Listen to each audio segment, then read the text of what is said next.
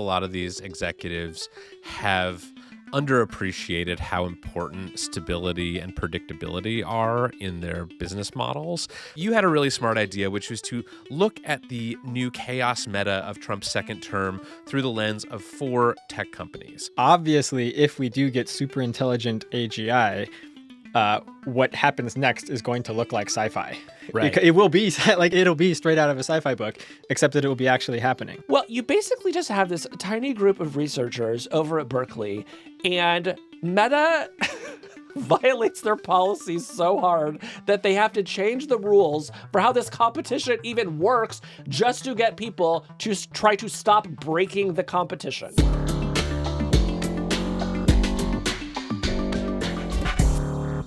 What's new with you?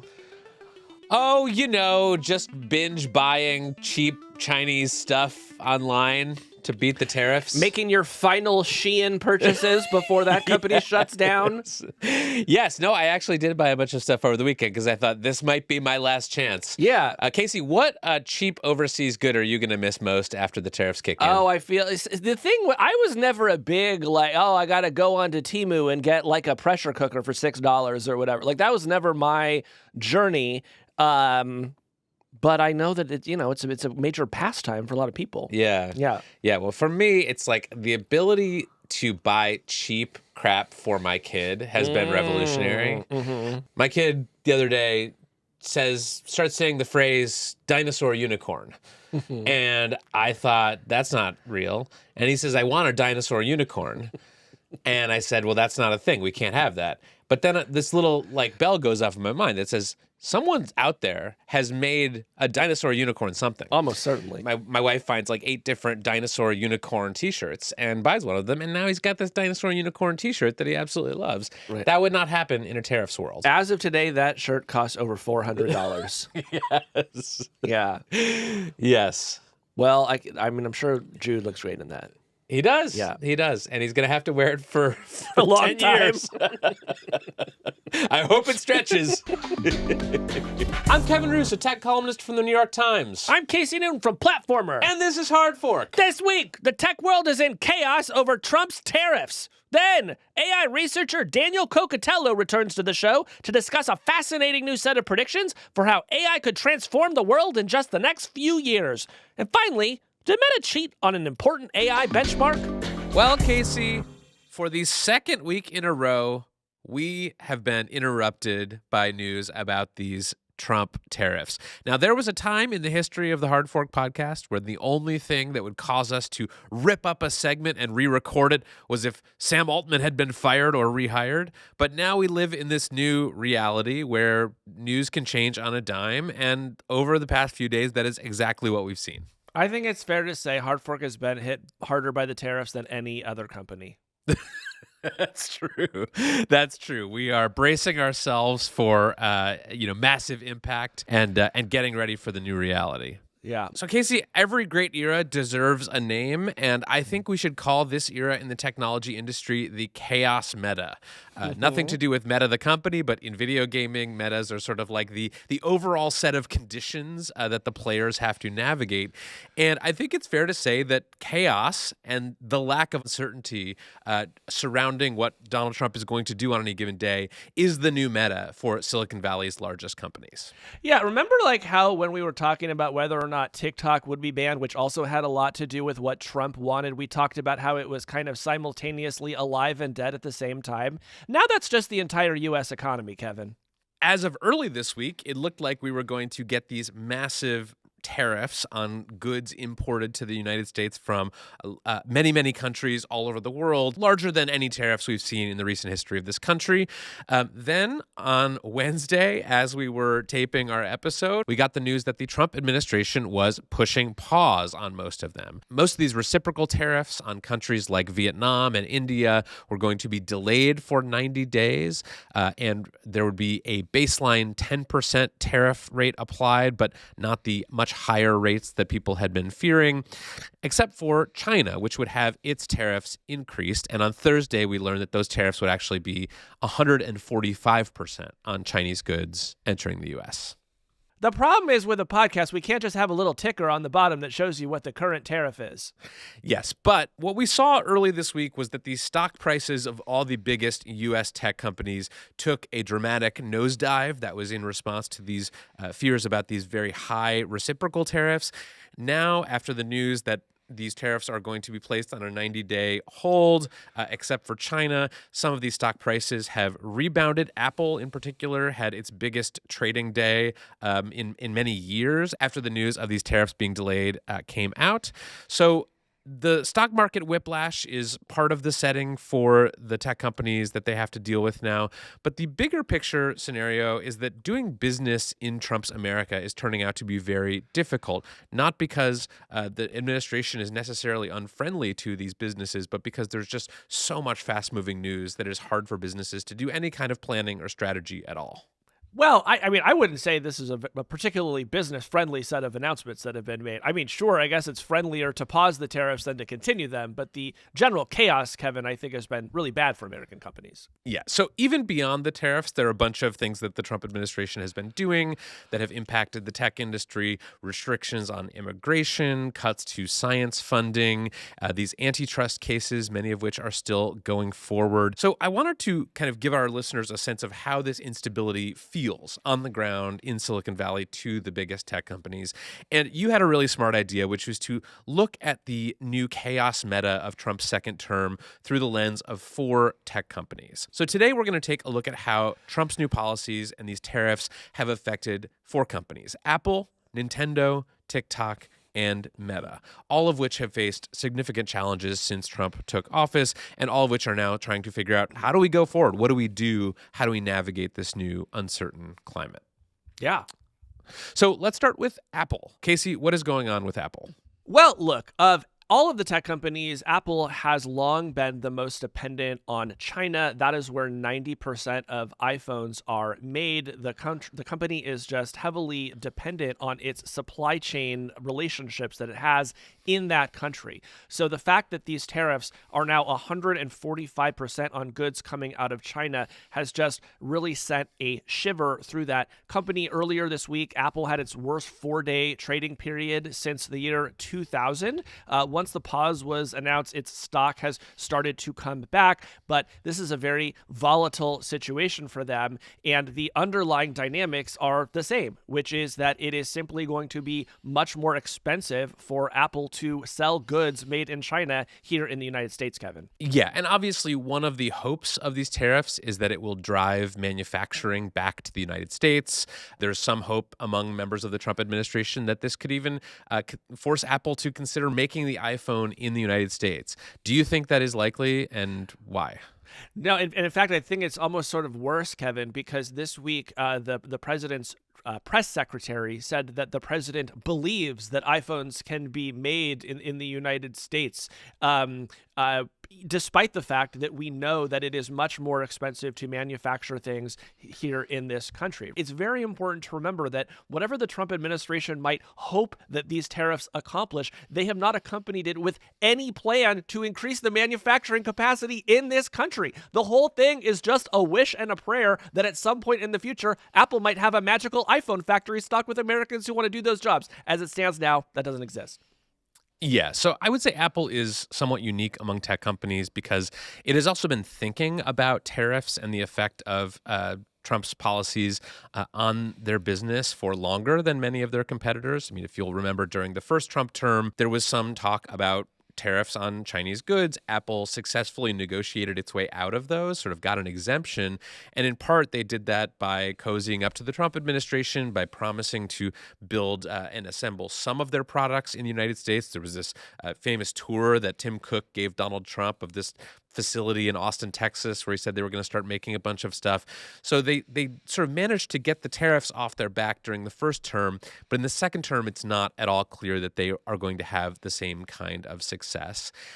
So Casey, how is Apple dealing with the new chaos meta? Well, they are trying to get as many devices as they can out of China and into places where it's going to be much less expensive to export them to the United States. So there was a great story this week in the Times of India that, according to senior Indian officials, Apple transported 5 cargo planes full of iPhones and other products from India to the United States, which sort of calls to mind those scenes at the end of the Vietnam War when you see the last helicopter leaving Saigon, except it's full of iPhones. Actually, Katie Natopoulos had a great joke on Threads today. She said that this whole thing is like the movie Dunkirk, but for iPhones.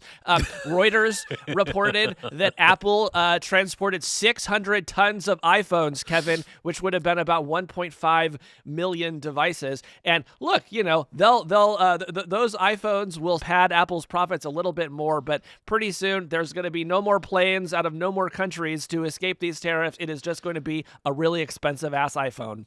Do you think the iPhone 16 Pro Maxes get to sit in first class on the plane?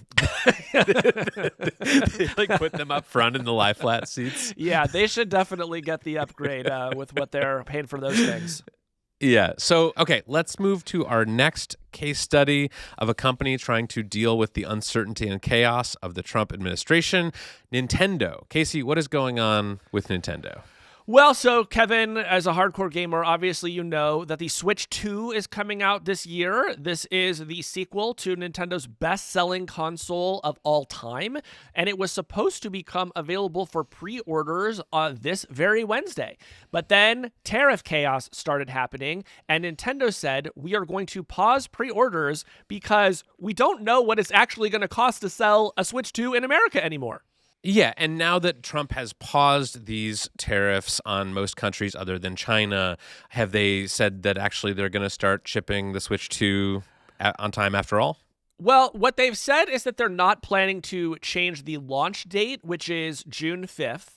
And it does seem like because they are a Japanese company and make the Switch 2 in Vietnam, they are going to be able to avoid the really tough tariffs that Apple is facing, right? Before Trump initiated the pause, there was going to be a 46% tariff on the Switch 2. Now it's back down to that 10%. But look, the Switch 2 is already planning to go on sale for $450, which is $150 more than the original Switch sold at launch. So I think there's a very real question here of whether the price of this console goes up over time, which would be a reversal of the usual trend, which is a console goes on sale for a high price and that price comes down over time. So once again, Kevin, there's just real chaos here as we await probably the most hotly anticipated piece of hardware to launch, I would say, in the United States this year. Yeah. Now, are they bringing in planes full of Switch 2s from Vietnam or wherever they're manufacturing them? They were actually able to put them in one of those pipes and you just sort of warp down. It's kind of a really cool little thing they have there. I got it. Okay. Next company on our list, TikTok. Casey, this is a company we have talked about a lot on this show. They were going to be banned. The deadline for banning them got pushed out by another 75 days last week. Casey, what is the latest on TikTok and how it is coping with this escalating trade war between China and the U.S.? Well, Kevin, what is going on with TikTok is, of course, the question asked most in the history of hard fork. And what was going on with it until tariff chaos was that it looked like we might have a deal. There was some great reporting in the Times this week that ByteDance, with the support of the Chinese government, had reached the rough outlines of an agreement in which TikTok would create a new American entity. American investors would own the majority of it. Chinese owners would have about a 20% stake. And the American company would essentially rent the algorithm from ByteDance. And so by Thursday of last week, there was this draft executive order that outlined the deal. And then Trump did the thing with the tariffs. And all of a sudden, ByteDance has to call up the White House and say, that deal that you just helped us negotiate, it's off the table because the Chinese government isn't going to support the deal anymore. Right. So this was a pretty dramatic reversal, and it does seem like they got very close to a deal before these tariffs. What is happening now that these tariffs are on? Does TikTok have any options left? Well, Kevin, along with a 90-day tariff pause, we also now have a 75-day extension that comes after the original 75-day extension that Trump gave in order to forced ByteDance to divest TikTok. This man loves extensions. Let's just say it. Yeah, this man well, loves to come up right against a deadline and say, you know what?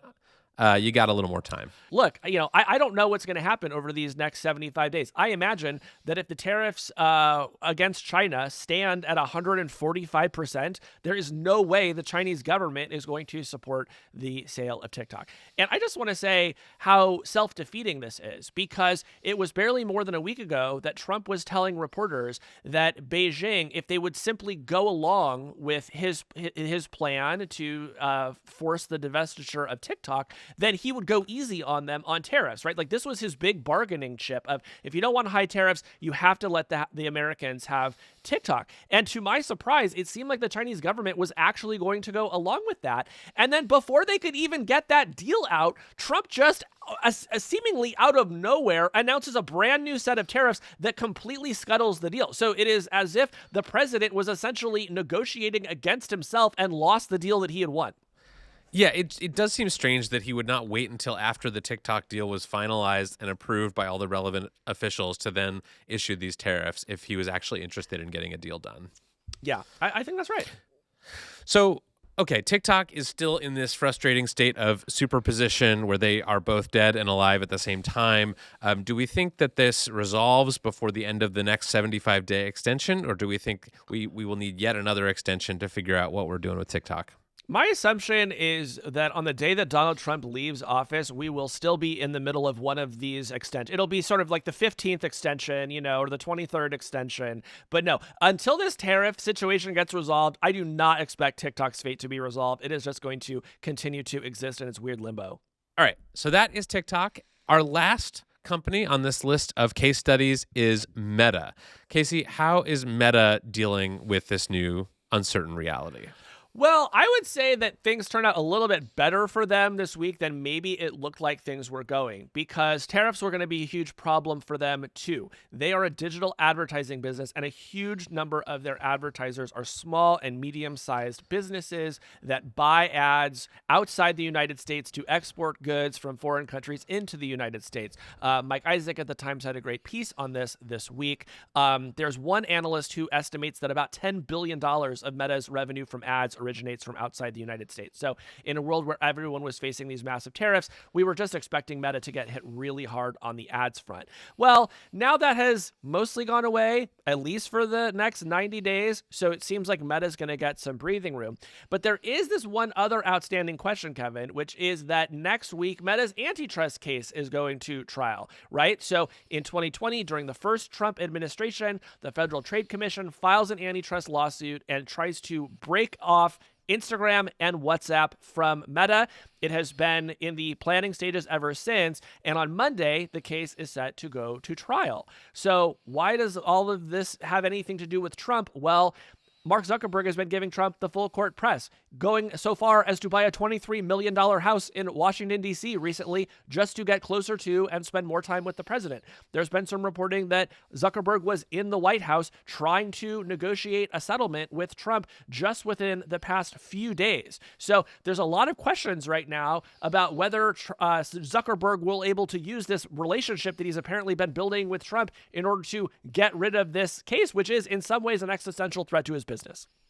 Yeah, and we should also just say, this shouldn't be possible, right? The FTC is supposed to be an independent agency that has its own enforcement agenda and brings its own cases that are independent from the president. But of course, nothing is truly independent from the president in Trump's Washington.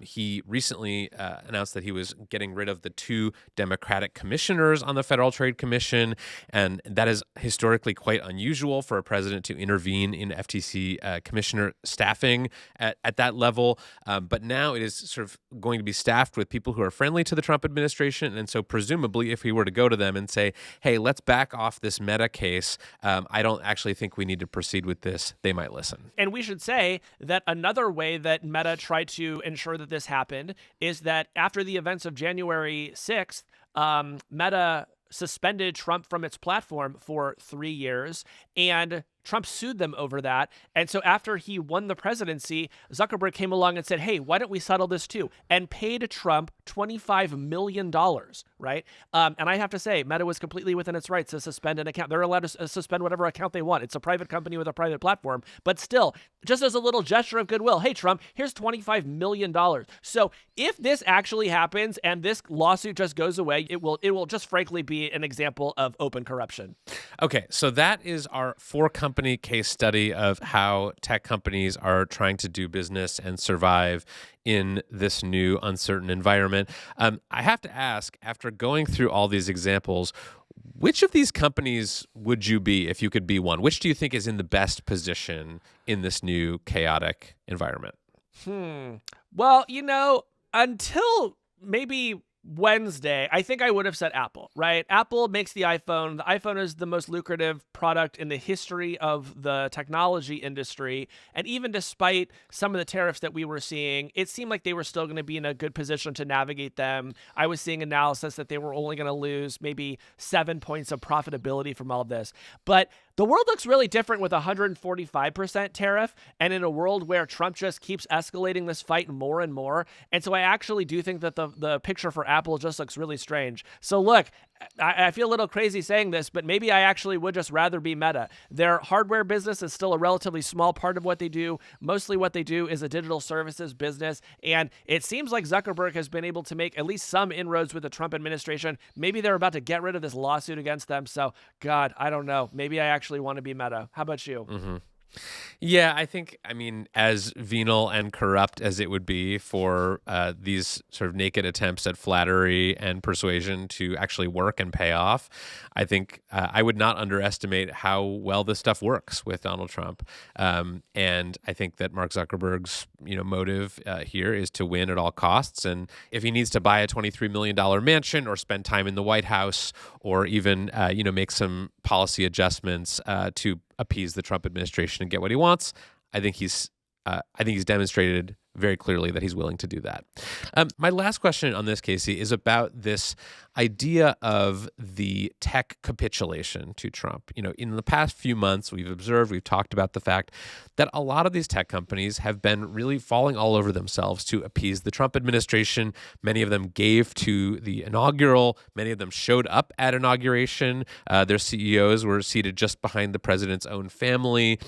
The amount of flattery and ass-kissing going on here for months now has been, I would say, notable and historic.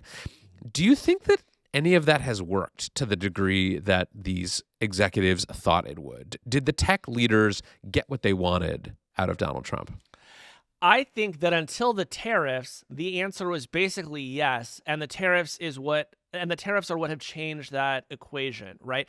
If you look at how J.D. Vance was talking when he went to Europe, he was echoing a lot of tech company talking points. He and Trump have criticized European fines against tech companies, sort of saying like, hey, this is, we need to protect and defend our American tech companies against these European fines, which was something that the Biden administration never, ever did. They've talked about getting rid of AI guardrails and just letting these companies do whatever they want with AI, which is like music to Mark Zuckerberg's ears. But look, these companies just rely on stable, normal governance to be able to conduct their business around the world. They are as plugged into the interconnected global economy as anyone else, arguably more than many companies. And Trump just came along and blew that up. And I think that it is probably dawning on them that they are probably just going to be living in chaos for the foreseeable future. And it is just going to make their lives much, much more difficult. Yeah, I think that's right. And I think that a lot of these executives have underappreciated how important stability and predictability are in their business models. These were companies, many of them, that had issues with the Biden administration. The Biden administration had issues with them. But at least with the Biden administration, these companies knew where they stood, right? There was not this sort of day-to-day whiplash of stock price moving up 10%, down 10%, tariffs going up to 145% and then down to 10%. It just was not the kind of sort of frenetic environment that we're seeing today. And so I wonder if any of them are starting to appreciate how good they had it during the Biden years, where for as much as the Biden administration may have gone after them for various things, including antitrust violations, at least they could wake up every day and sort of understand what the world was going to look like for the next 24 hours. Yeah, I think that's true. I think that most of them would probably still be loath to admit it, but let's give it another few weeks, Kevin, and another few tariffs. And then let's check back in with them. Well, that's enough about tariffs, Casey. When we come back, we're going to talk about a terrifying new report about what AI could look like in 2027.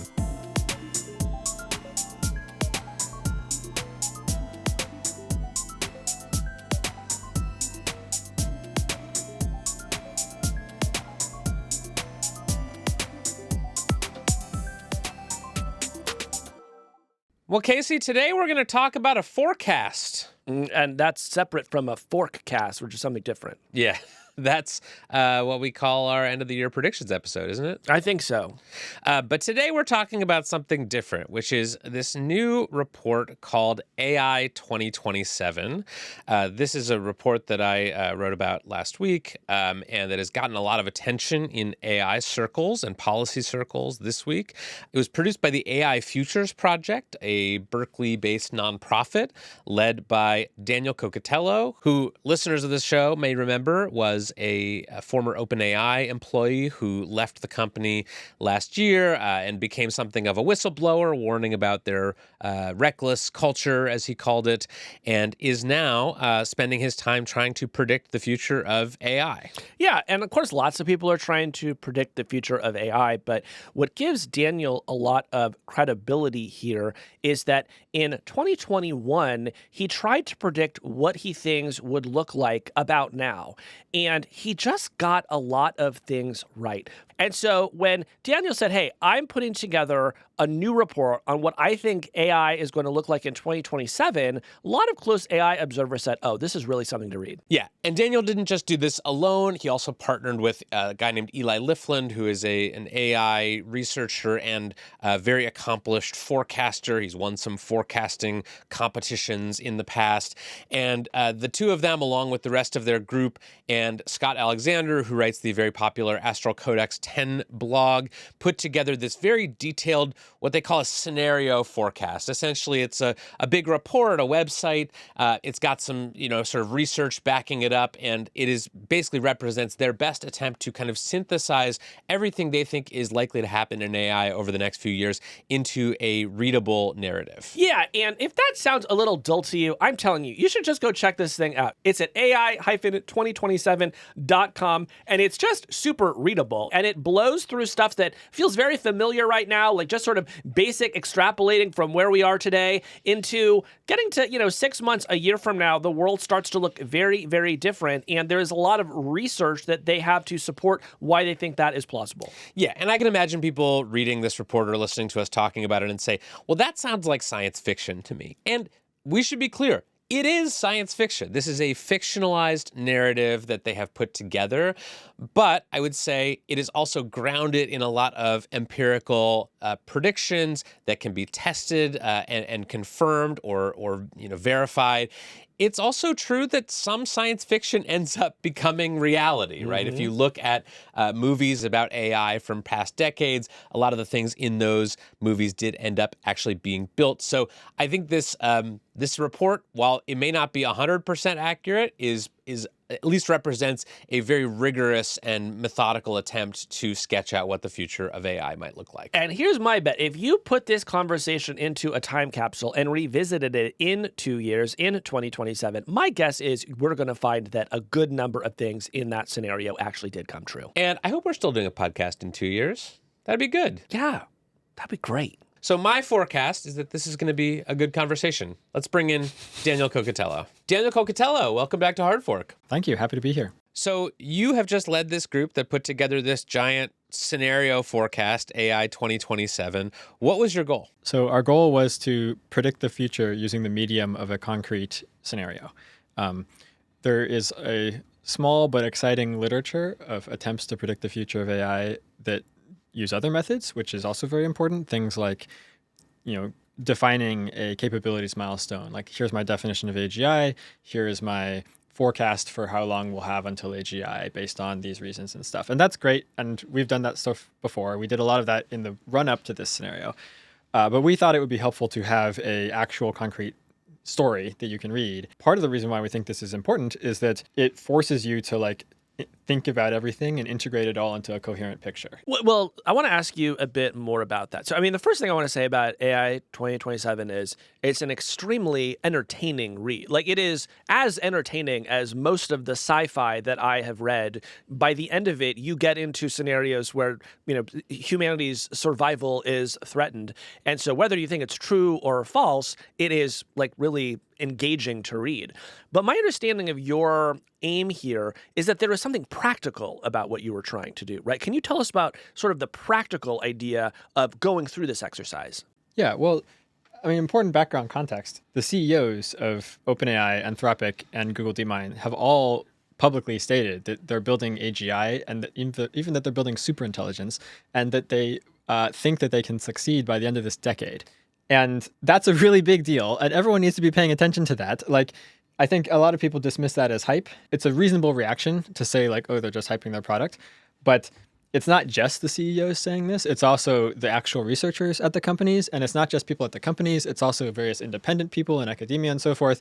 And then also, like, you don't just have to trust people's word for it. If you actually look at the evidence, it really does seem strikingly plausible that this could happen by the end of this decade. And then if it does happen, then things are going to go crazy in some way or other. It's hard to predict exactly how, but obviously, if we do get super intelligent AGI, what happens next is going to look like sci-fi. Right. It will be like it'll be straight out of a sci-fi book, except that it will be actually happening. You mentioned that if what the CEOs of tech companies say comes true, we will be living in a sci-fi world. And I think for a lot of people, they're content to sort of stop thinking there, right? They might be willing to admit, okay, yeah, if you invent superintelligence, things will probably be crazy, but like I'll cross that bridge when we come to it.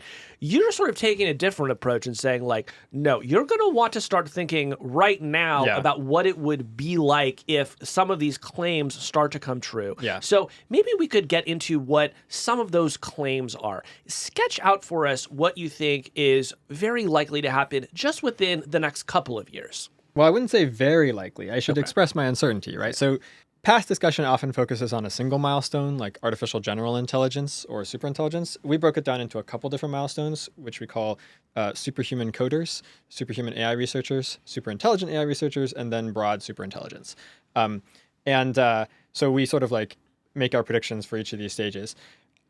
Even the very first one, I'm only like 50% confident that it'll happen by the end of 2027. So I have 50% chance that 2027 will end and there still won't be any autonomous superhuman coding agents. So I am uncertain, but But it's a coin flip. We might also be living in a world where, yes, you do have Exactly. So 50% chance we do have fully autonomous artificial intelligences that can basically do the job of the cracked engineers by 2027. And then well, it's the next milestone after that. After that comes automating the full AI research process instead of just the coding, because AI research is more than just coding. And how long does it take to get to that? Well, we have our guesses. And in our scenario, it happens like 6 months later, Yeah, so in our story, get the superhuman coders, use them to go even faster to get to the superhuman AI researchers that are able to do the whole loop. That really kicks things off, and now you're going much faster. How much faster? We say 25 times faster for the algorithmic progress, at least. Of course, your compute scale-up is not going any faster at all because you still have the same amount of compute, but you're able to do the sort of algorithmic progress 25 times faster. Then you start getting to the superhuman regime. So you start getting systems that are just like qualitatively superior to the best humans at stuff. And they're also probably discovering new paradigms. So we depict them going through multiple paradigm shifts over the course of the second half of 2027, ending up with something that's just vastly superior to humans in every dimension by the end. Yeah. Let me just sort of pause and maybe underline a couple of things there. I think, most people might not understand why the big AI labs are obsessed with automating coding, right? Most people are not software engineers, so they kind of don't care how much of it is automated. But by the time you get to software that is mostly writing itself, it unlocks this other world of possibilities. And you just sort of sketch out a vision where once we get to a point where the sort of AI coding systems are better than almost every human engineer, or maybe every human engineer, then this other thing becomes possible, which is now you can just set this thing to work trying to figure out how to build AI itself, right? Is that what I'm hearing you say? Basically, I'd break it down into two stages. So I think the coding is separate from the complete automation, as I previously mentioned. I think that I expect to see systems that are able to do all the coding extremely well, but might lack research taste, for example. They might lack good judgment about what types of experiments to run. And so that's why they can't completely automate the research process. And then you have to make a new system or continually train the old system so that it gets that taste, it gets that judgment. Similarly, they might lack coordination ability. They might be not so good at working together in large organizations of thousands of copies, at least initially. But then you fix that and you come up with new methods and you do additional training environments and get them good at that sort of thing. And that's what we depict happening over the first half of 2027. And we depict it happening in only half a year because it goes faster, because they've got all the coding down pat. Mm-hmm. And so even though humans are still directing the whole process, they just give orders to the coding agents and they quickly make everything actually work. Right. And then, halfway through the year, they've succeeded in making new training runs that train the skills that the AIs were missing. So now they're not just coding agents; they are able to do the research taste as well. They're able to come up with the new ideas. They're able to come up with hypotheses and test them, and they're able to work together in big sort of like hive mind clusters of thousands and thousands of them. And that's when things really kick off. Right. That's when it really starts to accelerate. In your scenario, you have this sort of choose your own adventure ending, where after this thing you call the intelligence explosion, where the superhuman AI coders get into AI R&D and they start automating the process of building better and better AIs, you sort of have two buttons that you can click, and one of them sort of unspools the good place ending, where we decide to slow down AI development and really get these things under control and solve alignment. And then the red button, you push that, and it goes into this very dark dystopian scenario where we lose control of AI. They start deceiving and scheming against us, and ultimately maybe we all die. Why did you decide to give people the option of choosing one of those two endings rather than just sketching what you believe to be the most probable outcome? So we did start by sketching what we believe to be the most probable outcome, and it's the race ending, the one that ends with the misaligned AIs in control of everything. So we did that first. And then we were like, well, this is kind of depressing and sad. And there's a whole bunch of stuff that we didn't get to talk about because of that. And so we wanted to then have a different ending that ended differently. In fact, we wanted to have like a whole spread of different possible outcomes, but we were limited by time and labor, and we were only able to pull together one other outcome, which is the one that we depicted in the slowdown ending. So in the slowdown ending, they solve the alignment issues, and they actually get AIs that are actually, what they say on their tin. They're not faking it. They just actually have the goals and values that were put into them, or that the company was trying to train into them. It takes them a couple months to like sort that out. That's why it's a slowdown. They had to like pivot a lot of their compute and energy towards figuring that stuff out. But they succeed. And so then in that ending, we still have this crazy arms race with China, and we still have this crazy geopolitical crisis. And in fact, it still ends in a similar sort of way with this massive arms buildup on both sides, this massive integration into the economy, and then ultimately a peace treaty. I'm curious, Daniel, if the events of the last week in Washington, the tariffs, this looming trade war with China, have affected your forecast at all. I mean, we've been iteratively improving it, but like the core structure of it was basically done a few months ago. So this is all new to us and wasn't really part of the forecast. How would it change things? Well, if the trade war continues and causes a recession and stuff like that, it might just generally slow the pace of AI progress, but not by much, I think. Like, say it makes compute 30% more expensive so that the companies are able to buy 30% less of it. Maybe that would translate to like a 15% reduction in overall research velocity over the next few years, which would mean that the milestones that we talk about happen like a few months later instead of when they do. So the story would still be basically the same. So one of the things I think is most interesting about your project is the bets and bounties section, where you are going to pay people for finding errors in your work, for convincing you to change your mind on key points, or for drafting some alternate scenarios. So talk to me a little bit about how that became part of this project. So like, I come from the sort of rationalist community background, which is big into making predictions and making bets, putting your money where your mouth is. So I have a sort of aesthetic interest in doing that sort of thing. But then also, specifically, one of the goals of this project is to get people to think more about this stuff and to, do more scenario forecasting along the lines of what we've done. We're really hoping that people will counter this with their own reasonably detailed, alternative pathways that represents their vision of what's coming. And so we're going to give out a few $1,000s of prizes to try to mildly incentivize that. And then as for the bounties thing, already we've gotten dozens of people being like, you say this, but like, isn't this a typo? Or like, this feels wrong. And so I have a backlog of things to process, but I'm going to get through it. I'm going to pay out the little payments and fix all the little bugs and stuff like that. And I'm just quite heartwarmed to see that level of engagement. And have you taken any bets on like different scenarios so far? I think so far I've done like one or two, but mostly there's just a backlog I need to work through. Now, Daniel, you said you've been getting some good responses from people at the AI companies to this scenario forecast. I did a bunch of calling around when I was writing about this, and after we spoke, I talked to a bunch of different people, both in the AI research community and outside of it. And I would say the most frequent reaction I got was just kind of disbelief. One person I talked to, a prominent AI researcher, said he thought it was an April Fool's joke when I first showed him this scenario because it just sounded so outlandish. You've got Chinese espionage and the models going rogue and the superhuman coders, and like it all just seemed fantastical. And it was almost like they didn't even think it was worth engaging with because it was so far out. I'm curious if you've gotten much of that kind of reaction and what your response is. Well, go write your own damn scenario then.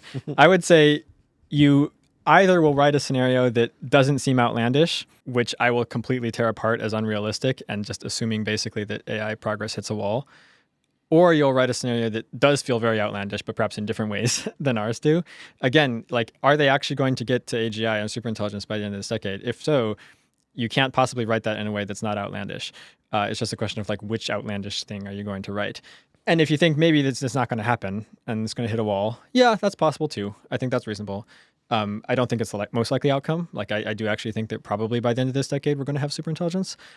And say more about that, because, I assume that a lot of our listeners either truly think that it will hit a wall, or they're just sort of counting on it hitting a wall so as not to have to reckon with any of the scenarios that you describe. Right. So, like, what is your message to the person that's just like, it'll probably hit a wall?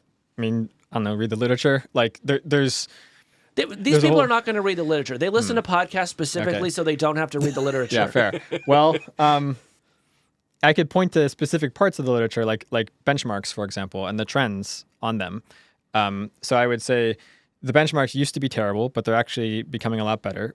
Meter, in particular, has these agentic coding benchmarks where they actually give AI systems access to some GPUs and say, have fun. You have like 8 hours to make progress on this research problem. Good luck. And then they measure how good they are compared to human researchers given the same setup. And, line goes up on the graph. It seems like in a year or two, they'll have AIs that are able to just autonomously do 8-hour-long ML research tasks of a wide variety of such tasks, on these sorts of things. And that's not AGI, that's not superintelligence, but that is maybe the first milestone that I was talking about, superhuman coder, right? So I point to those sorts of trends. And then separately, I would also just do the appeal to authority. Like, if you're not going to read the literature, if you're not going to look at if you're not going to sort of form your own opinion about this, and you're still just deferring to what other people think, well, then I will say, yeah, there's a bunch of naysayers out there who are saying this is all never going to happen, it's just fantasy. But also, there's a bunch of extremely credible people with amazing track records, both inside the companies and outside the companies, who are, in fact, taking this extremely seriously. Yeah. I also want to read including our scenario. Yashua Bengio, for example, read an early draft of our thing and liked it and gave us some feedback on it. And then we put a quote from him at the top saying, everyone should read this. It's plausible. He's a pioneering AI researcher. Another genre of criticism I've heard of this forecast is from people who are just questioning the idea that if you get AIs that are superhuman at coding, they will kind of be able to bootstrap their way to general intelligence. And I just want to read you a quote from an email that I got from David Autor, who is a very well-known economist at MIT. And I had asked him to look at this scenario and sort of react to it. And with a particular eye on like, what might this be missing as far as how it sort of assumes this sort of easy and fast jump from superhuman coding to something like AGI? And I'll just read you what he said. He said, LLMs and their ilk are superpowered incarnations of one incredibly important and powerful part of our cognition. The reason I say we're not on a glide path to AGI is that simply taking this capability to 11 does not substitute for the parts that are still missing. I think that humanity will get to AGI eventually. I'm not a dualist. I just don't believe that swimming faster and faster allows you to fly. What is your reaction to that? I agree. We depict this in the course of the story. So if you read AI 2027, they have something that's like LLMs, but with a lot more reinforcement learning to do long horizon tasks. And that is what counts as the first superhuman coder. So it's already somewhat different from the systems of today, but it's still broadly similar. It's still sort of maybe the same fundamental architecture, just a lot more training, a lot more scaling up, and in particular, a lot more training specifically on long horizon agentic coding tasks. But that's not itself AGI, I agree. That's just the superhuman coder that you get early on. And then you have to go through several more like paradigm shifts to get to actual superintelligence. And we depict that happening over the course of 2027. So a key thing that I think that everyone needs to be thinking about is this takeoff speeds variable. How much faster does the research go when you've reached the first milestone? And how much faster does the research go when you reach the second milestone, and so forth? And we are, of course, uncertain about this, like we are about many things. We say in the scenario that we could easily imagine it being 5 times slower than we depict and taking sort of like 5 years instead of 1 year.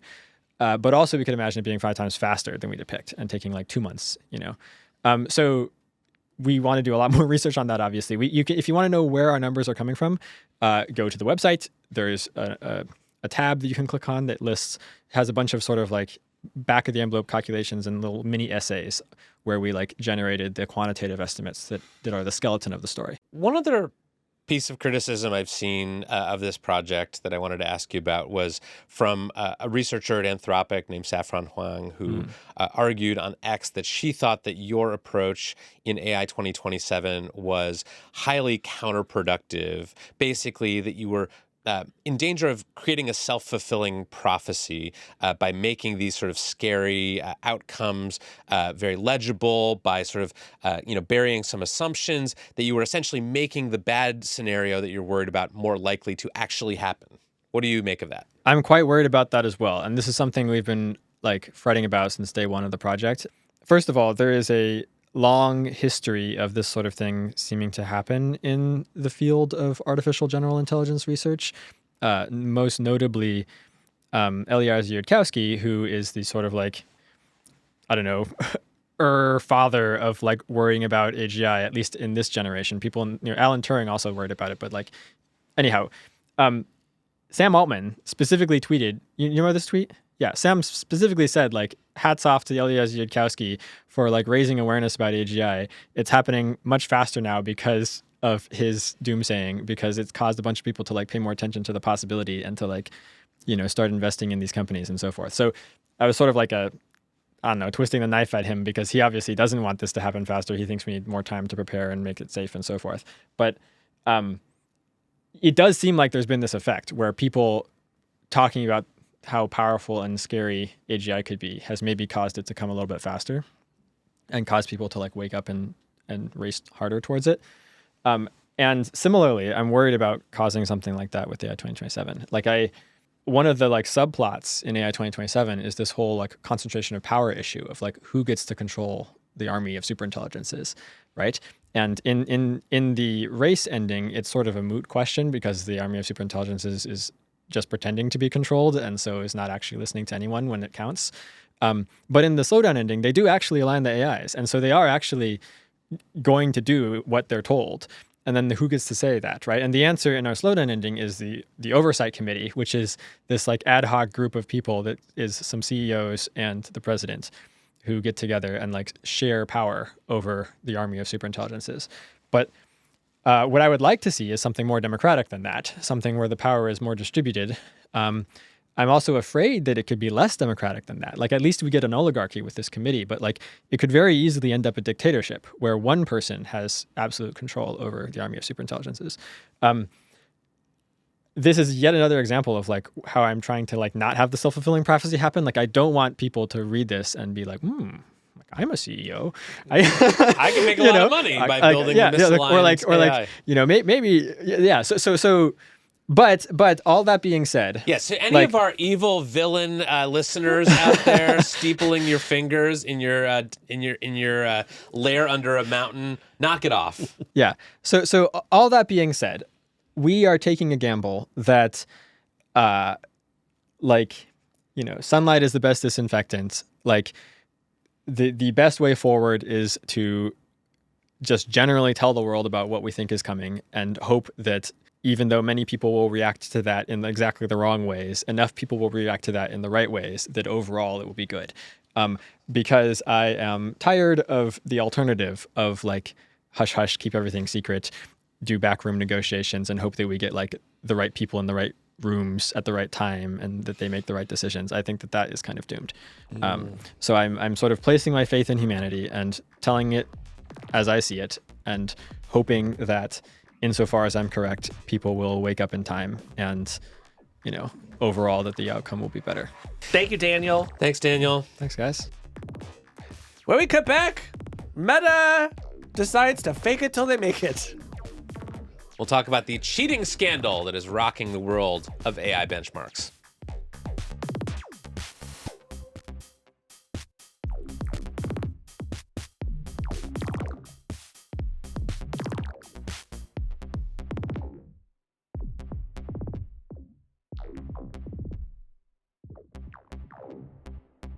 Well, Casey, there's one other big AI story we want to talk about this week, and that is about the drama surrounding Llama. That's right, Kevin. Meta has a new large language model. It was hotly anticipated, but I think it's fair to say it kind of stumbled out of the gate. Yeah, they had some llama cred drama. How many times are you going to do the llama drama pen? Well, there's a very popular children's book called Llama Llama Red Pajama. Are you aware of this? I am. So let's get into it. There's been a lot of things going on around this new language model, Llama 4, that Meta released last weekend.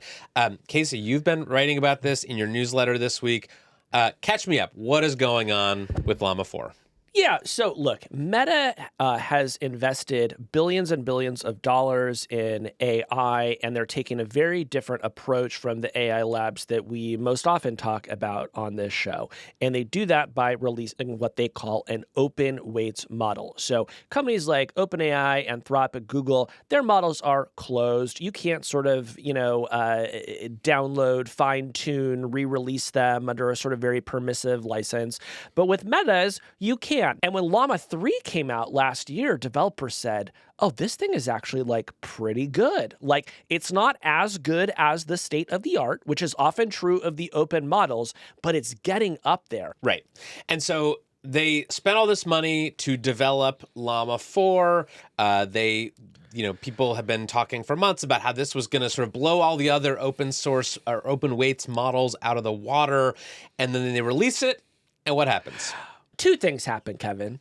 The first is that Meta trumpets this model in the way that companies usually do, trumpet their most recent models as being the most powerful ever, or the most efficient. They show off a bunch of benchmarks. They say this thing is highly capable and it's the bee's knees. They didn't actually say it was the bee's knees. I'm not sure anyone has said that in the past 70 years, but they said things like that.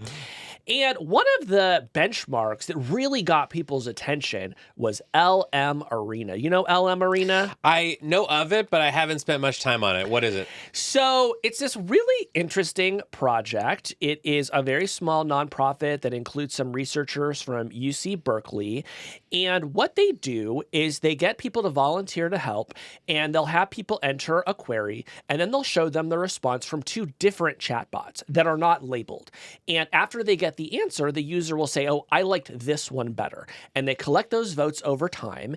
And the more that people vote for one chatbot over another, the higher it rises on LM Arena. I see. So it's sort of like a crowdsourced leaderboard for which of these models people prefer. Exactly. And Kevin, you know as well as anyone else that whenever a new model comes out, the question of how good is it turns out to be weirdly hard to answer. Yep. Right? Maybe it's really good for what you need it to do. Maybe it's really bad. Or maybe it's about as good as something else, but you just happen to like it better because it has a style that sort of, matches with what you're looking for.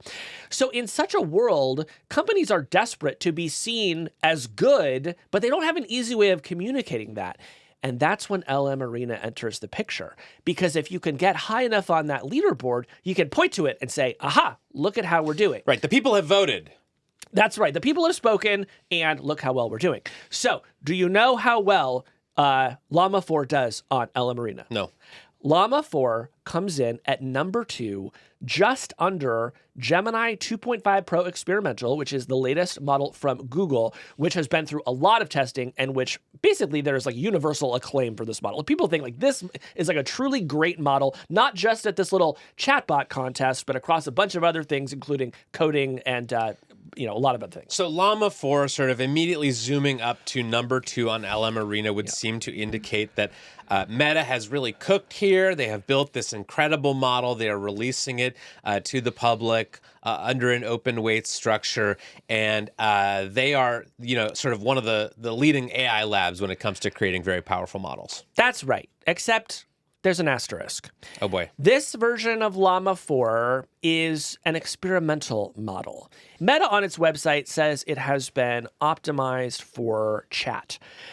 People start to look into this. They noticed this is not the version of Llama 4 that is actually available for download. The one that was included in LM Arena was not the one that people could download? That's right. It had a different name. It was named Maverick 0326 Experimental.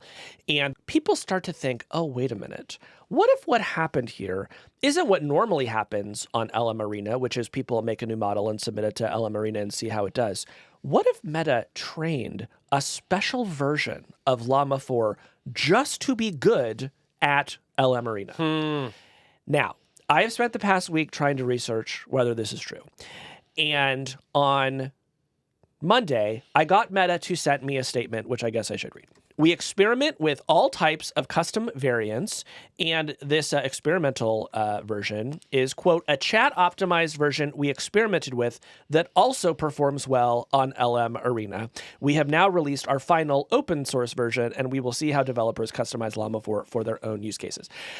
So this was really interesting to me because when they say, well, it also performs well on LM Arena, it suggests that, well, maybe they just made 15 of these models and they're just like, oh, look, this one happens to do well on LM Arena. That is one possibility. I think another possibility is exactly what the cynics think, which is, oh no, they sort of reverse engineered how LM Arena works and they built a bot that was just going to beat it. And how would you do that? Like if your goal was to create a model that would perform very well on this one specific leaderboard, what would you do? So LM Arena has released a lot of chats over the years that sort of show which chats are considered preferable to other chats.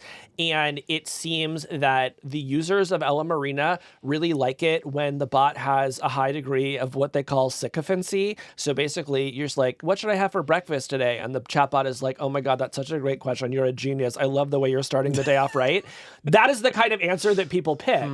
And so you can build a chatbot that essentially just flatters people constantly, and it tends to do really well on Chatbot Arena. So anyways, in the aftermath of this confusion, Arena, which is a very sort of mild-mannered organization that I think is not used to being involved in public controversies, puts out a statement. And I have to read the statement, Kevin, because as gentle as it is, I found it pretty damning. They don't go so far as to say Meta cheated. But what they do say is, quote, Meta's interpretation of our policy did not match what we expect from model providers. Meta should have made it clear that this experimental model was a customized model to optimize for human preference. As a result of that, we are updating our leaderboard policies to reinforce our commitment to fair, reproducible evaluations so this confusion doesn't occur in the future. So why is that statement so interesting to me? Well, you basically just have this tiny group of researchers over at Berkeley, and Meta violates their policies so hard that they have to change the rules for how this competition even works just to get people to stop breaking the competition. Yeah, I thought this was a really interesting set of stories. I'm still waiting for someone, ideally you, to get to the bottom of like what actually happened inside Meta. But I think it's worth talking about for two reasons. One, because I think it says something about Meta and its place in the AI race. And the other, because I think it says something about the state of AI and these benchmarks and how useful they are or aren't in making sense of the torrent of new models that are coming out constantly from the big AI labs. So maybe let's take those one by one. What do you think this says about Meta's place in the AI race if it does turn out that they had sort of gamed this leaderboard to make it look like their model was better than it was? Here's what I think. I think if you're winning the AI race, you do not waste time trying to beat Arena, right? What you do is what Google did, which is just release a very powerful pro version of Gemini, and it just happens to float to the top of the arena, not because it's been optimized for conversation, but just because it's a great model that's really good at a lot of things.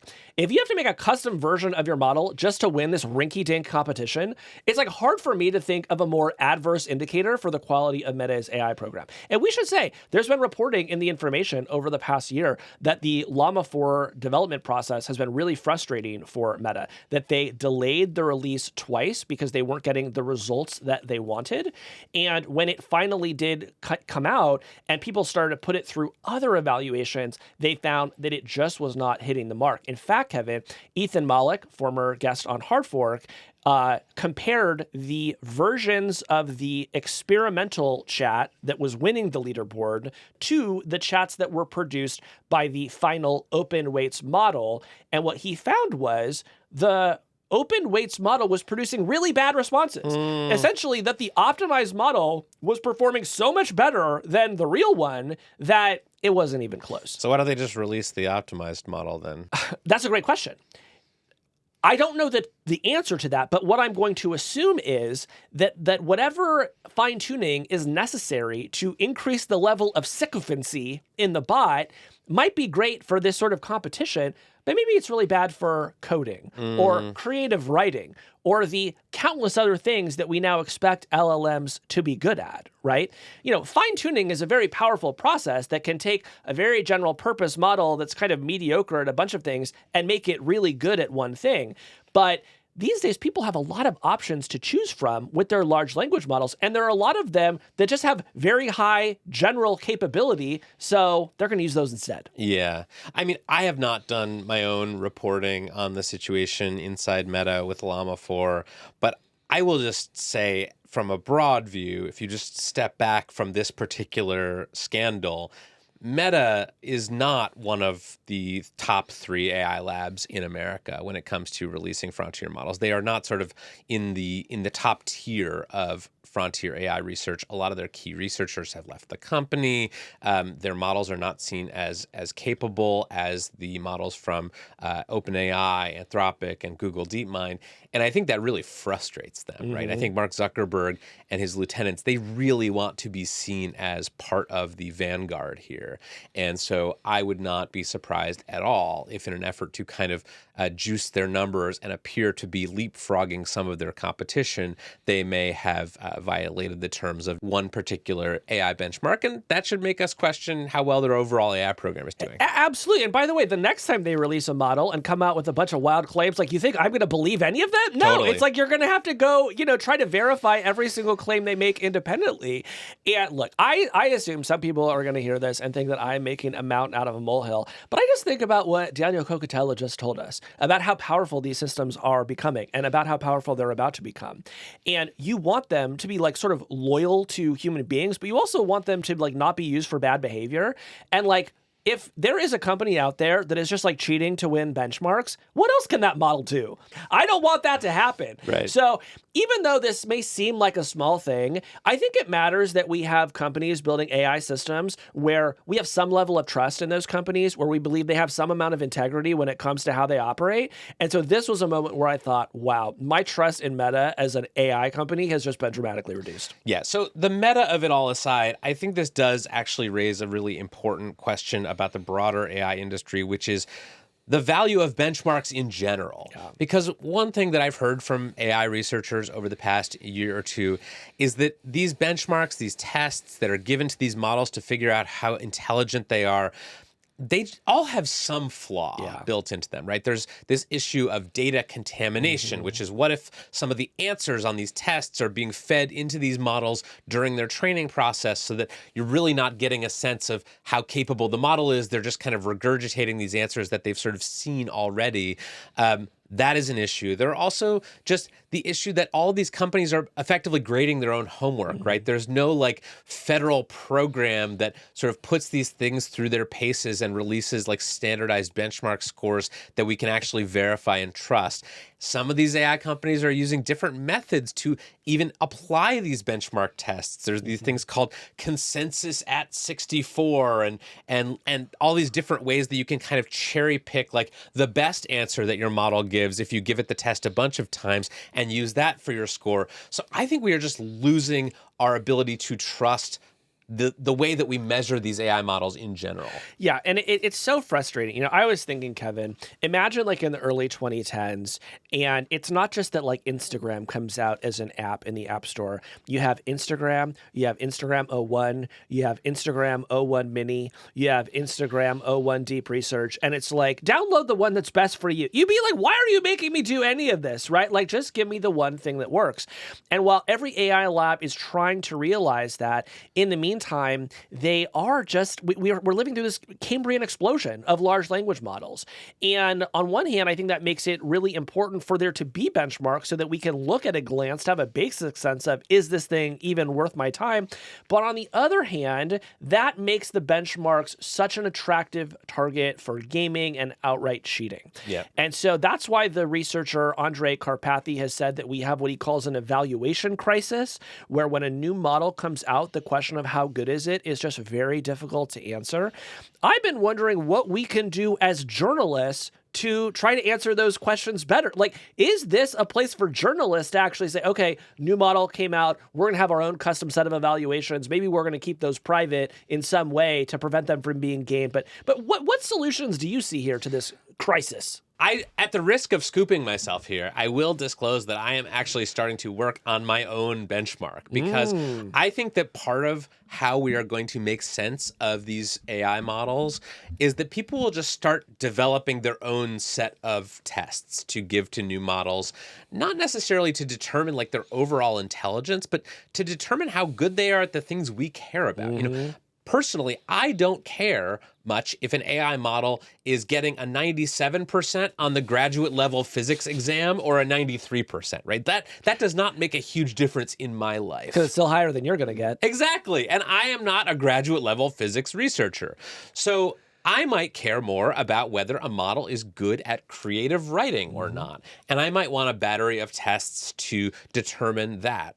And so I think that as these things become more critical in people's lives and work, we will start seeing these more personalized tests and evaluations that actually measure if the models are good at the things that we care about. Yeah. What do you think? Yeah, I think that's a great point. And after you told me that you were going to do this, I sort of started to scheme and thought, I want my own benchmarks too, because there are, I don't know, I'm sure I can come up with a list of like 10 things that I wish AI could do for me today that it still can't. And so maybe it's time that I should start scenario planning. What's one of your tests that you want to give AI models to determine if they're capable or not? Well, like for example, I have a newsletter that has customer service issues. People email us. They say, "Oh my gosh, can I change my email address?" People I'm say having the trouble with that." writing in this is so bad. No, people love the writing. That's all I hear about the writing. People are saying, are humanists writing this? That's insane. But I would love to be able to automate some of that, make it easier for people. So, you need to download your invoice, which is a question we get a lot. It's like, okay, yes, actually, we're just going to sort of handle that in an automated way. So that's like just like one very easy thing. And, if you're thinking, oh, Casey, I actually have a product that can already do that for you, please don't email me. It can't. I've been through this. Can I tell you one of the things that I want to test AI on? Yeah. So as you know, I just moved into a new house. And so as a result, I have spent like between a third and half of my waking hours over the last few weeks thinking about hanging pictures. Hanging pictures is one of my least favorite tasks in the world. You have to do math. You have to, bring out the laser level. I mean, it's a huge process. The golden ratio. Yes. And I would love for an AI system to be able to hang pictures for me. That's beautiful. And as soon as that happens, to me, that's AGI. Now, would that involve a robot? Probably. Yeah. Okay. So we got to make some progress before we get there. But okay. if you're listening to this benchmark. and you're working at one of these robotics companies, get on it.